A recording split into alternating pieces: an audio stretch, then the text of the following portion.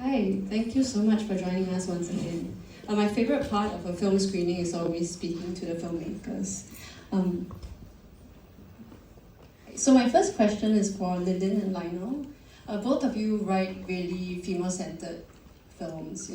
For Lionel, you focus on the relationship between grandmother and her daughter, as well as for Lillian, you talked about the female connections and dynamics that very often center on caregiving for others. So could you share a little bit more about the entire approach? What inspired you to write such stories?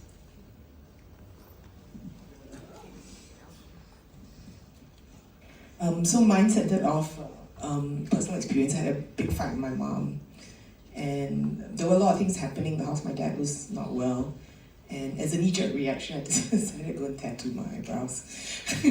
And anyway, I don't even wear much makeup, so it was like a big decision for me, and also because I was turning 50.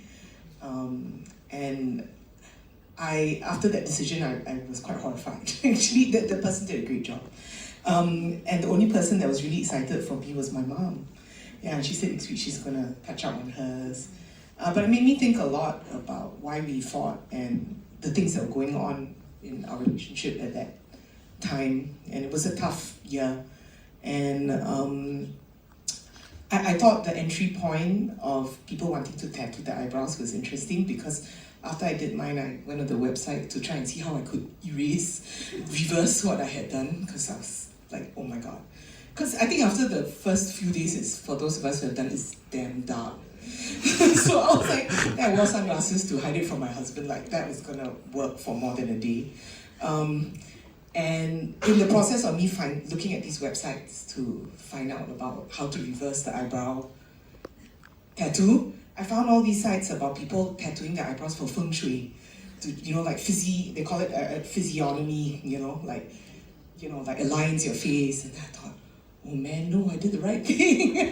Now, things are going to change, and I think it's psychosomatic because I felt good. And I thought, wow, I look much better now, and things kind of transpired better. And I always remember this story my mom told me when she was younger about how she had very thick brows when she was younger, very much like me.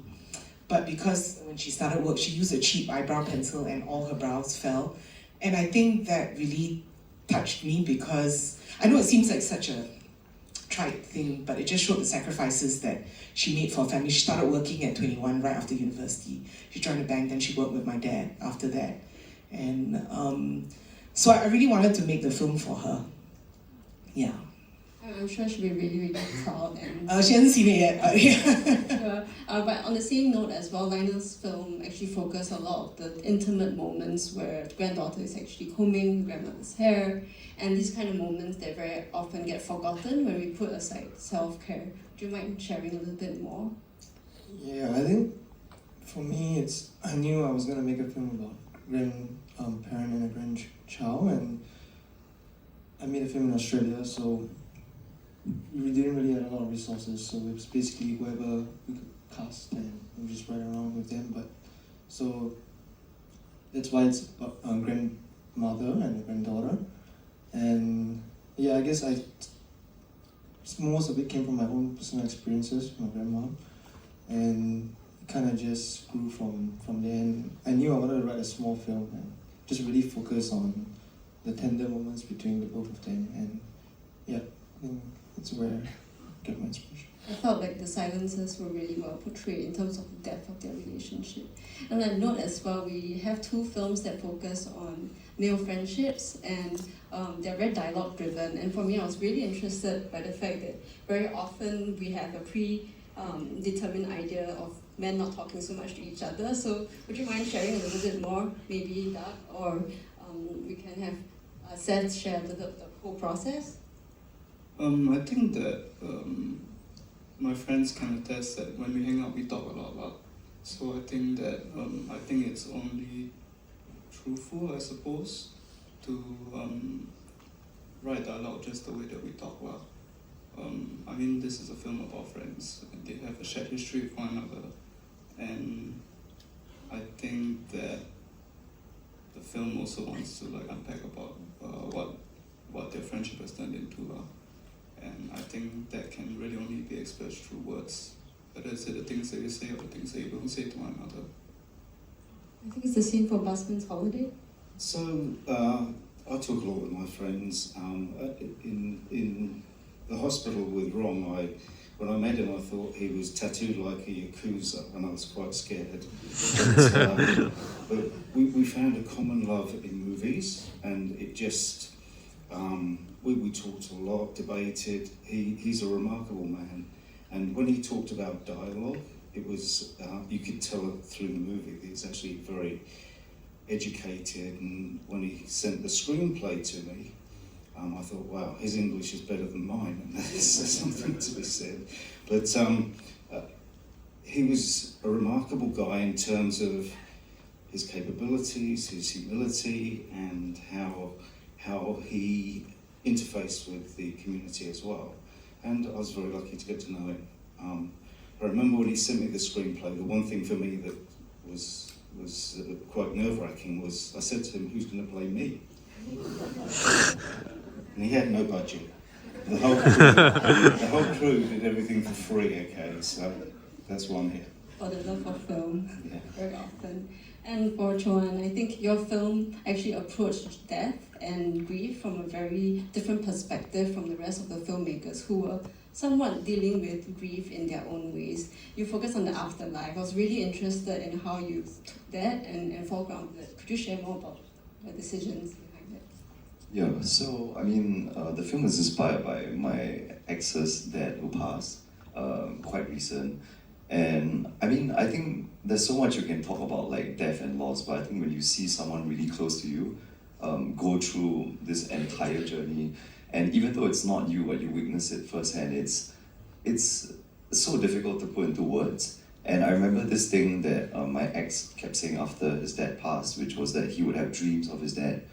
And I think this idea of, I mean, also the dad was Buddhist, and obviously the idea of afterlife and reincarnation was kind of, I guess, what informed the film. It was interesting because there was this idea of a second chance, which I thought was quite beautiful. And so I tried to use, I guess, a more unorthodox visual way of portraying the afterlife, because I think different people have different ways of dealing with grieving and finding closure. And I think who is to say that you can't find it in dreams? Yeah, I think that was the idea. Thanks for sharing. I think the anticipatory grief and perhaps even dealing with the grief in actual forms, I think regardless, the films really showcase a life that came through. I found that all your approaches were really creative and kind of true and sincere. And I think that's perhaps what's great about film. Before I continue to ramble on, any questions from the audience for our filmmakers here? I think we have time for 3 questions. Yeah, we have a question in the back.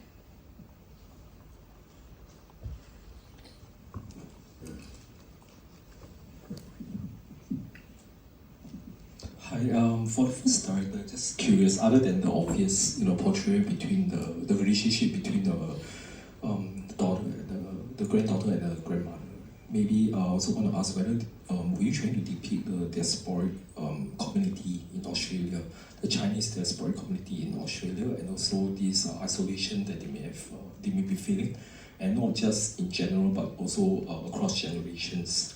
Yeah, and for the third director of the film, just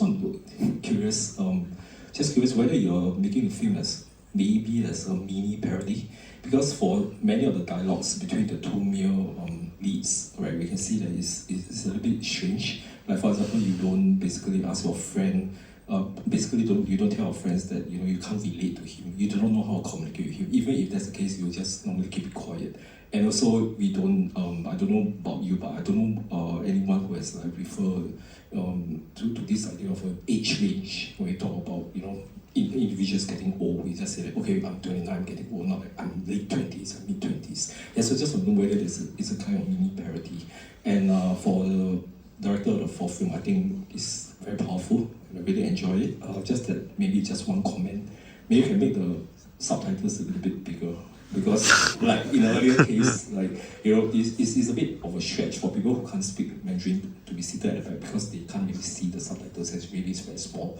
Maybe you can just make it bigger. Yeah, thanks. Three questions. Yes, Oh, sorry. Yeah, for me, no, I wasn't making a film about the Australian Chinese or whatever. It was just a film about granddaughter and a grandmother. So yeah, I wasn't taking that into account. I think, and for me, I think why I wanted to group the age groups as such was that I think the film is also like exploring how a lot of us feel after university, and for a lot of the guys when we graduate university it's like 25, 26. That's when we're still first finding our footing in our careers, and then why I chose to go with late 20s is that this is the aftermath of what happens once you've started working and started living as like an adult a few years later. And the film is about getting to where you want to be, but also somehow feeling a sense of disappointment, but you don't know why. So I think being in your late 20s can kind of like encapsulate this feeling. Noted.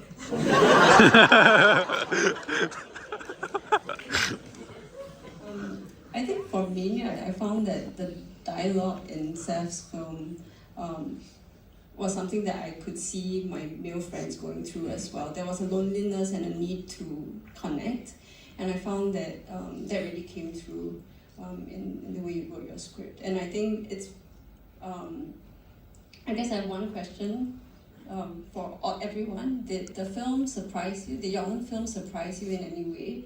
You know, after you made it, and is it different from the way you thought it would be? Anything? No, not really. I think because we had a lot of time in pre-production, so yeah, it turned out pretty much what I imagined. I edited the film myself, so but seeing it during the test screening was fun. I just felt very proud of my actors. Yeah. Yeah, I think definitely when you watch it, the final product is not necessarily what you envision. But I mean, like if you watch the film, it's just made by 3 people and 2 of us are acting. So you just you have to give or take lah. Yeah. I think for me, one of the things was when we were growing up. Obviously, I think we were sort of just putting together people and friends, but I think we didn't realize that, for example, a lot of people who were involved in the film actually lost like one of their parents like in the recent years. So the DOP who shot it, he just lost his dad like last year. The musician, my friend from LA, also just lost a dad like 2 years ago. So it was, I think, altogether there were like 5 people in the core crew that all lost their parents. And it's kind of sad that we never really talked about it until this thing came out. Then people started sharing. So I think in some ways, I mean, I wouldn't make it sound more than what it is, but I think it was kind of a nice little journey, I think, for everyone. And it was a lot more personally, everyone was like personally invested in it because of that. So that was a nice surprise, I would say, yeah. Yeah, so I don't have a lot of experience on the production side of movies, but the production team did an amazing job.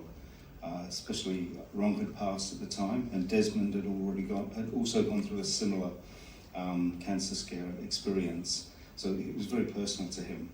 He did actually say to me that he was arguing with Ron all the way through the production, the stages of production. And the crew did an amazing job as well, because the first take was about 10 retakes, because I was not very good. And they're very generous. So I think at the end of it, the things that really were good, which I took away from it, was the amazing production, the end results, the dialogue, which is very important to Ron. I thought he did an amazing job with the screenplay. So it was a hell of an experience. Thank you so much for sharing that. I think all of you on stage here have gone through the process of filmmaking in your own ways, and for me, watching this on the big screen, for me, is to also realize that no matter how universal the themes are, there's also always a personal engagement with the audience, and I hope you all feel the same as well. We still have time for maybe one more question. Yes. Hi, I do have 2 questions. First is for Scent of the Gods. I do find the aesthetic representation of what I assume to be purgatory. It's quite interesting. I'm just wondering if there's any inspiration for that. You know, the sound of the Guardian, the colors and everything. Was there anything that inspired you to achieve that representation? And also for Doug, I do echo the love for dialogue in the film. Was there a line in the film that you felt especially connected with or touched you the most? I'll go first. So I think I kind of knew I wanted to capture the afterlife in a different way, I guess. So one of the starting points was I don't know if psychedelic is the right word, but there were these like beautiful like psychedelic Buddhist murals that were showing like the afterlife, but all of it was in neon colors. And I think I saw that in a temple in Thailand, and I think that became one of like the main inspirations of like trying to find. I mean, if it's the afterlife, why should we see reality in the same way? I think that was one sort of starting point. Yeah. Another one was, what was it? I can't remember, so my memory is really bad. Okay, there was something else that inspired it. When it comes to me, I'll tell you. Okay, thank you for the question. There's two parts. The first one is wrong statement at the end. Don't fear living, fear not living. Oh, sorry, don't fear death, fear not living. That's very important to me. The second one is right at the end of the movie. Wrong. Okay? And Desmond picked that out of everywhere to end the movie, and I think it's really important because we all go through these painful experiences, but you have to remember the people as they were. Thank you for that. Lillian, I actually have a question for you. I was really interested in the use of humor, and it's a very deep topic that you're exploring, and it's very unsaid. But why the use of humor? I know you like humor, but did you find that comes to you naturally? Yeah, I think all of us as filmmakers, we do what feels right for us and what lights us up. So I don't think it's something conscious that I want to do humor. I think it just comes from us, immaturity. I like zaniness, and I think also the whole beauty business, I think is quite intense. I got sold by doing my eyebrows because I didn't intend to, and I walked in and it's like witchery, they come in, we do this to you. So that was kind of something I wanted to play on, that witchery. I had fun making the posters in the beginning. Yeah. That was actually a last minute addition to the film, something I added on later in some third quarter of this year, I added it on. But I do think that was something I wanted to capture, this kind of witchery and really hard sell, the what my husband calls the pressure sale. They're all surround you, then you can't say no. Like I could have sucker born every minute every time I walked to the store. So that was something I wanted to capture, and yeah. I mean, the placement was amazing. I think for one moment we thought we were all playing the wrong, like it's a virus or something, but I'm going to get my brows done because of that. And I think, Seth, I really like how you played with, the soccer matches in the background. That's almost seeming like a typical way of men connecting. And do you think that that's deliberate in terms of wanting to highlight how limited ways of connecting for men? Yeah. I think that's actually really only in the film because we shot at my friend's place. Very grateful for him to let us use the space, and he did have his PlayStation console just like sitting there. So I find that often when you talk to a lot of guys, the point in time where they can't deliver the most emotion to you is like when someone scores against them.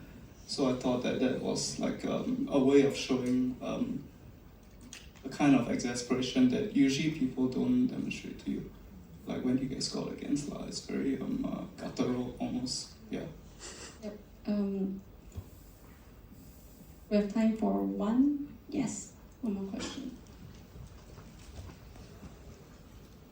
Hi, good evening. Question for Lionel. Noticed that your film has been shortlisted in Kansas Film Festival. Can you share with us how's the response and the comment over there at that festival?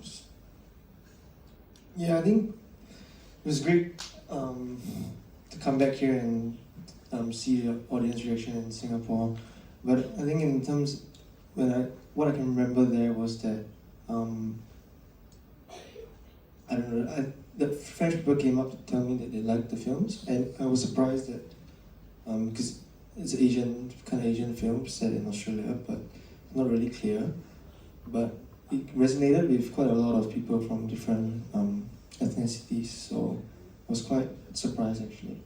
And yeah, coming back home to show this film, I think it's great for me.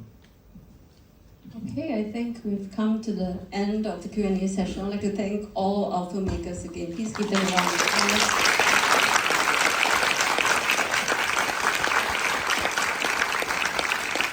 Once again, don't forget to vote for your Audience Voice Award. You may get to watch these films again if you do vote by tomorrow 6 a.m. Results will be released on 9th December.